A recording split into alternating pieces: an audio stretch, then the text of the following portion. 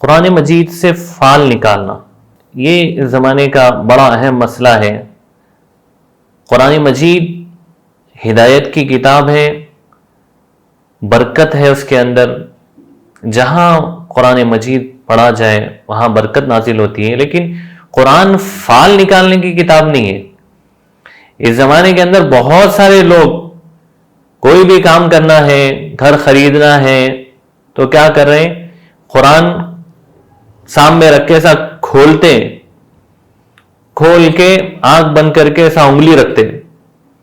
اب اس آیت کے اندر لکھا ہوا ہوتا ہے کرنے کا لفظ، تو یہ سمجھ لیتے کہ گھر خرید لینا چاہیے، قرآن سے ہم فال نکال لیے۔ تو یہ جو ہے نا، یہ انتہائی غلط ہے، ایسا نہیں کر سکتے۔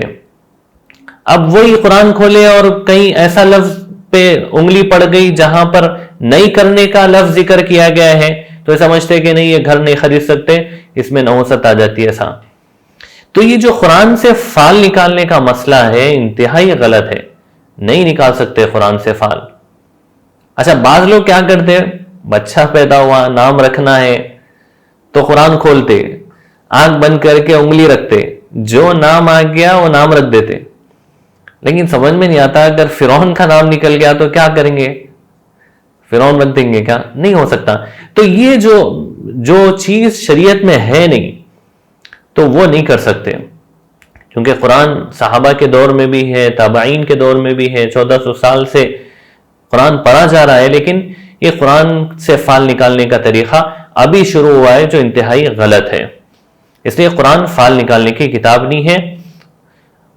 اب دوسری بات یہ ہے کہ قرآن کے ساتھ بعض ادارے والے فال نکالنے کا طریقہ چھاپ دیے اخیر میں، تو پڑھنے والے سمجھتے کہ ارے بھائی قرآن میں ہی لکھا ہوا ہے نا، قرآن کے اخیر میں ہے، قرآن کا حصہ ہے، اس لیے فال نکال لو۔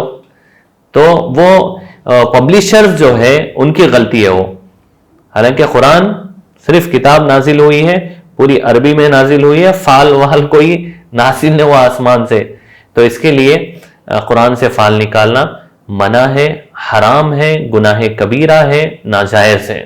قرآن سے کسی قسم کی فال نہیں نکال سکتے ہیں، اس سے بچنا چاہیے۔ شرح فقہ اکبر پیج نمبر 183۔